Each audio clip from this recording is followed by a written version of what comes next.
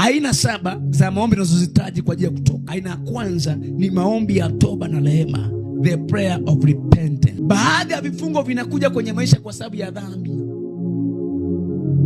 Baadhi ya matatizo yanaingia kwa sababu ya dhambi. Kwa aina ya kwanza ya mambo ambayo unahitaji maombi ya toba. Inawezekana wewe hujakosea lakini wazazi wako walikosea. Inawezekana wewe hujakosea lakini jamaa zako walikosea. Inawezekana mimi sijakosea kanisani lakini mshirika ambaye namchunga amekosea, kwa sababu na mimi nimeingia kwenye kosa lake. Na mambo haya yalipokwisha kutendeka, wakuu wakanikaribia wakisema, watu wa Israeli na makuhani na Walawi hawajajitenga na watu wa nchi hizi, wamefanya sawasawa na machukizo yao, yani ya Wakanani na Wahiti na Waperizi na Wayebusi na Waamoni na Wamoabi na Wamisri na Waamori. Hawa walikuwa ni watu wanaokaa kwenye nchi ya Kanani. Nchi ya Kanani ilikuwa na watu wanakaa ndani yake, Wayebusi, Wagirigashi, Waperizi. Maana wametoa binti zao kuwa wake zao na wake za watoto wao, basi mbegu takatifu wamejichanganya na watu wa nchi hizi. Mbegu takatifu wamejichanganya na watu wa mataifa, na mkono wa wakuu na mashehe umetangulia katika kosa hili. Mstari wa 3. Nami niliposikia hayo, nikalalua nguo yangu na joho yangu, nikang'oa nywele za kichwa changu na ndevu zangu, nikaketi kwa mshangao. Ezra aliposikia hao watu wamekosea, akaanza toba kwa ajili ya taifa. Ndipo wakanikusanyikia watu wote waliotetemekea maneno ya Mungu wa Israeli. Toba, ili uwe na toba, ni uwe kutetemeka unaposikia maneno ya Mungu. Mwingine kusema naye moyo ni mzito, atemeki, haogopi chochote. Wewe umekosea, nakwambia nimekosea saa ngapi? Nani aliniona nakosea?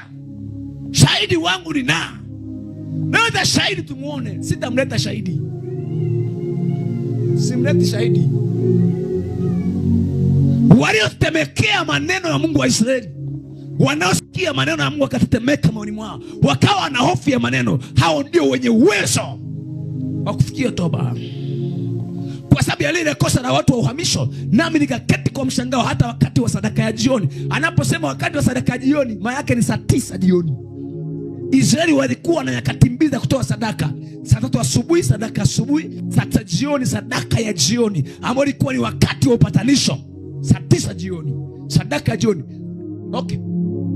Na wakati wa sadaka ya jioni nikainuka baada ya kunyenyekea kwangu, nguo yangu na joho yangu zimelaluliwa, nikaanguka magotini, nikajikunjua mikono yangu mbele za Bwana Mungu wangu. 6. Nikasema, Mungu wangu, nimetahayari, naona haya kuinua uso mbele zako. Mungu wangu, kwa maana maovu yetu ni mengi. Ezra ajitoi kati ya wale watu. Saa ya toba usitenge. Baba, naomba toba kwa ajili ya familia yangu, walikosea wao. Baba, naomba toba kwa ajili ya wazazi wangu, ni walevi. Kama baba yako ni mlevi na wewe ni mlevi by default, kwa unapoomba rehema usitoe mle ndani. Tunapoomba rehema kwa ajili ya nchi, sote tumekosea. Ukiomba toba kwa ajili ya familia, usiweke kando wazifu wewe ni msaidizi wa Yesu na umebeba mkoba Yesu, kwa hiyo you are so holy. Bwana asifiwe. Toba, sote tunahusika. Amen. Kwa naona Ezra na yeye yumo ndani. Baba, naomba toba, naomba rehema kwa ajili ya baba yangu, kwa ajili ya mama yangu na kwa ajili ya nyumba yetu. Hao wanakosea sana kujui, lakini mimi tayari nilishakukaga zamani, nilikujua toka utoto wangu. Mungu, mimi ni mkamilifu. Baba, wasaidie hao wanaolewa kwenye nyumba yetu.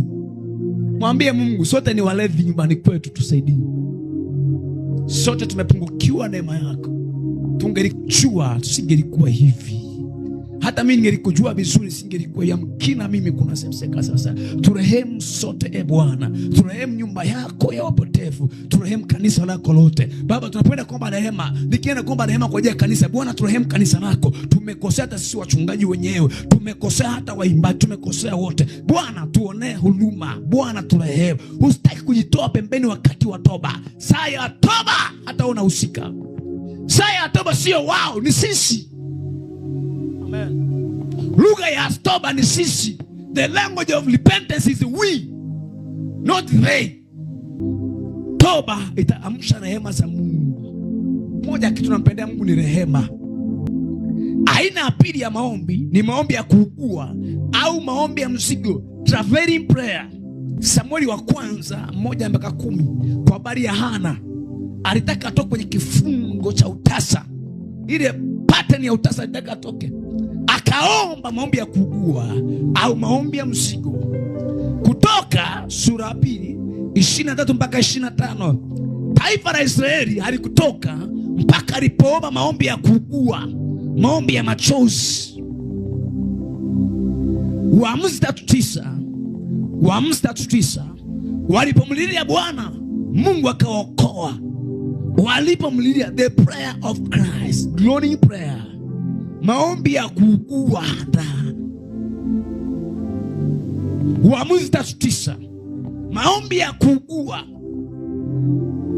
Na watu wengine hawezi kuugua, lakini kuna mahali ukifika pesa shida kakamata, hauna alternative, hauna kushoto wala kulia, hauna mbele, utashangaa machozi yanatiririka yenyewe. Utashangaa ni kama moyo unapasuka ndani. Utashangaa ukajizuia tena. Utashangaa kilio na machozi vinaibuka ndani yako. Kisha wana wa Israeli walipomlingana Bwana, Bwana akawainulia wana wa Israeli mwokozi aliyewaokoa, yani Othniel mwana wa Kenasi, ndugu mdogo wa Kalebu. The cry. Walipomlingana Bwana, haya yalikuwa ni maombi ya machozi.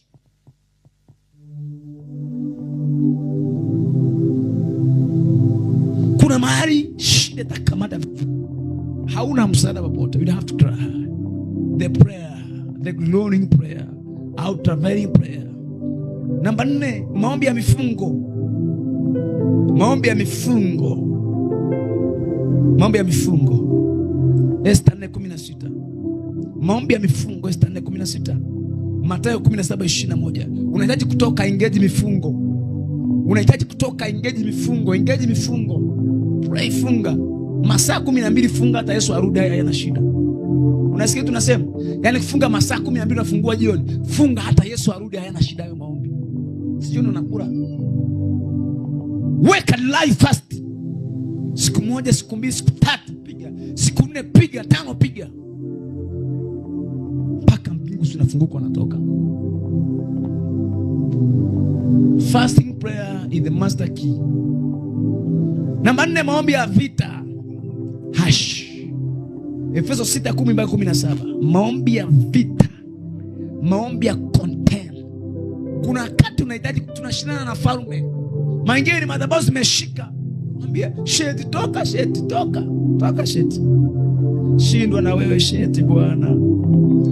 Afu sheti wewe umenisumbua mno, toka basi.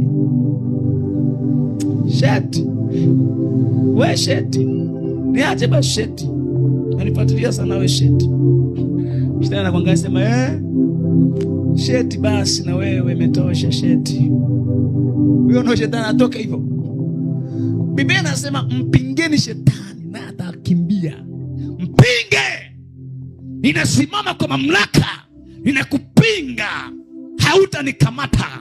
Ninakupinga, hautanitesa. Ninakupinga, kaa mbali na mimi. Kwa mamlaka unasimama. Sasa wapendwa ndio wanakaa, wengine wanakaa kama anataka kujifungua ameshikwa na uchungu. Wewe sasa pambana. Wengine wanapambana, wewe umekaa tu. Bwana asifiwe. Maombi ya vita. Maombi ya kushusha moto.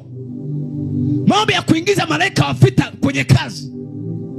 Maombi ya kuita mbingu zifunguke zikaachilie moto juu ya maadui, zikaachilie mawe juu ya maadui, zikaachilie mvua ya mawe juu ya maadui, zikaachilie moto ulao juu yao. Wanaposhata kapayanda. Biblia inasema Bwana ni mtu wa vita. Unabembeleza pepo. Pepo anaziamuru. You command. Maana nyingine hautoki mpaka umepigana vita ndipo natoka. Umepigana umeshinda. Anasema tunashindana na falme, tunashindana na mamlaka, tunashindana na wakuu wa giza, tunashindana na wakuu wa majeshi na jeshi la wabaya. Hao tunashindana nao. It is whether you die or they die. Wanasifiwe. Vitani kanuni ni moja. Either ukienda kumface Goliath, kanuni moja. Either unachukua kichwa cha Goliath au anachukua cha kwako. Hiyo ndio vita. You either take his head or he take yours. Hana vitani. Tukienda vita tunavaa mamlaka. Na hapa ndipo Kristo waligerege anakiomba dakika 2 ameshaishia hapo. Wewe umeugua nini? Una ugonjwa wa kuhara au? Simama jifunge kiume. Iambie mizimu ya kuta hamtanitesa. Mliowakwamisha imetosha. Mimi sitakwama hapa. Mimi ni mzao mteule, ukuhani wa kifalme. Maisha yangu anayo Mungu, thamani yangu anayo Jehova. Amenichora kwenye vitanga vyake. Sitaishia hapa. Amesema nitakuwa mbali na kuonewa. Mimi si wa kuonewa. Mimi si ya kuteseka. Mimi nimesha kombolewa. Na maisha yangu si ya kwangu. Haya ni maisha ya Yesu. Maana ya kwangu haisha kufa. Haya nilionao ni ya Yesu. Oh mashata kaya. Kama Yesu anaenda karogwa, niroge na mimi basi. Maana mimi ni mzao mteule. Mimi ni mbegu ya mbinguni. Haleluya. Maombi ya vita unapiga. Hata mchawi anabida jua network zinakatika, rada zinakatika, anaanguka chini. Haujaona wachawi wanaanguka chini. Rada zinakatikaga, nyaya zinakatika, masiara. Wanabotana njia wanaanguka chini. Wanasema hii nyumba tunaonaga moto turapa katesukata. Hii komprato soto kopera. Yanda sika pranta. Wanashangaa miali ya moto inatoka. Oh makateria. Siku nyingine hawapiti kwenye nyumba yako karibu. Si wanafutana na moto. Kwa wakifika hapo wanapita huku. Wanakuwa nazungukia mbali. Bwana asifiwe. Bwana asifiwe. Bwana asifiwe. Mara nyingine unachaji usiku, unaamka usiku, unasema leo nimeamka usiku huu, lazima kama kuna chai wanakatiza kwenye anga hili anga na seti moto kwa jina la Yesu. Mimi ni mtu wa vita, ninasema kwa jina la Yesu. Ulobo shakataya likompasika paante kesukata ikopela masia taya lene mosike peranta yanduske tomanta kaya. Unasema hata kama kuna chai wa viwango vya kimataifa wanakatiza kwenye hili anga, mimi nachilia moto. Sijara anayepita ni nani kwa jina la Yesu. Utashangaa heshima inarudi. Maombi yanayoambatana na sifa na kuabudu. Hapa watu wengi hawajui nguvu ya sifa na kuabudu. Maombi yanayoambatana na maabudu. Kuna wakati utaenda kuomba, Mungu atakufunika kwenye kuabudu. Abudu, worship. Amen. Worship. Kama hauwezi, kuna waimbaji, kuna wale ambao waimbaji ni gifted, wanaimba kama kina Daeva, kuna ambao wanajitafuta katikati hapo. Kuna na hawa kundi la kwetu sisi wa kila wenye pumzi na wamsifu Bwana. Sisi ni kundi la kila wenye pumzi msifu Bwana. Kama una nyimbo haziji, chukua simu, weka YouTube. Zaburi 22:3. Yeye ni Mungu anayeketi juu ya sifa. Natamani kuomba, natamani kuomba, oh Bwana nijaze, natamani mimi. Tunaimba wimbo baadaye tukiwa tunamaliza.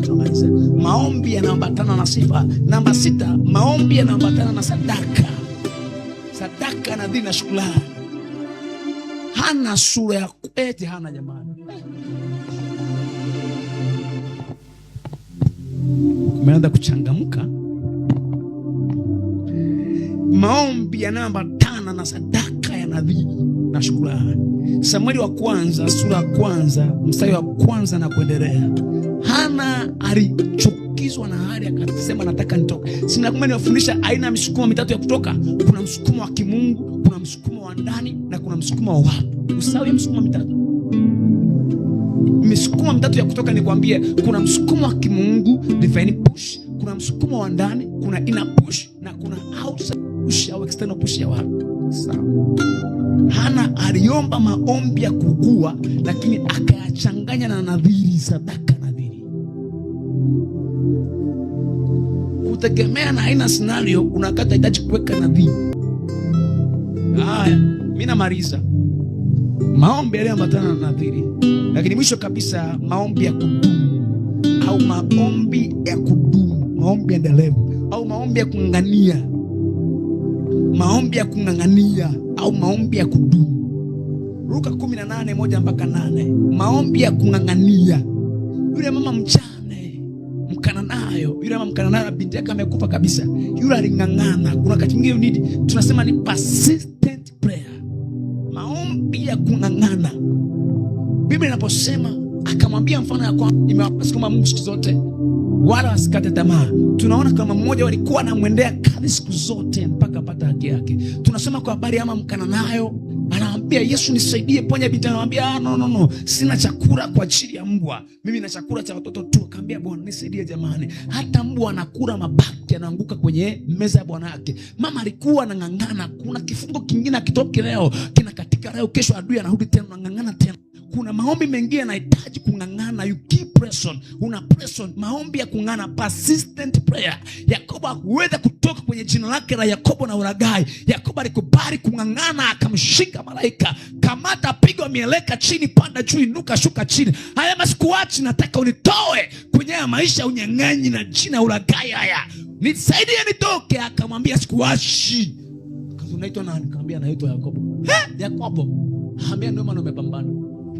Kaambia toka leo haitaitwa tena Yakobo, utaitwa nani? Kanisa likaomba kwa juhudi. Matendo 12:6. Kanisa likaomba kwa juhudi, maana likaomba kwa uendelevu, likaomba kwa kudumu. What do? You pray now, tomorrow you lie down, after tomorrow you wake up. Yani watu tunaenda hivi. Ndio majenzi ya maombi. Kuna siku inaonekana madhabahu ya mbinguni haikuoni. Yani kama daftari ya mahudhurio kuna tiki x tiki x x x x tiki x x x tiki. Hayupo, hayupo. Mgonjwa hayupo, amefiwa. Hayupo, ameumizwa. Yupo, amekwazwa. Hayupo leo. Yani daftari lako la mahudhurio mbinguni ya maombi ndio hiyo. Yupo, hayupo, amesafiri, amekwazwa, ameumizwa, anadai mshahara. Yupo, ametukanwa kazini. Yupo. Yani hayo maana hauombi. Maombi endelevu yanaleta ushindi endelevu. Persistent. Kasana. Jenga misingi imara, sema juu yake. Jitahidi angalau unasema na dakika 30 unarisala kuomba na kulitia jina la Bwana.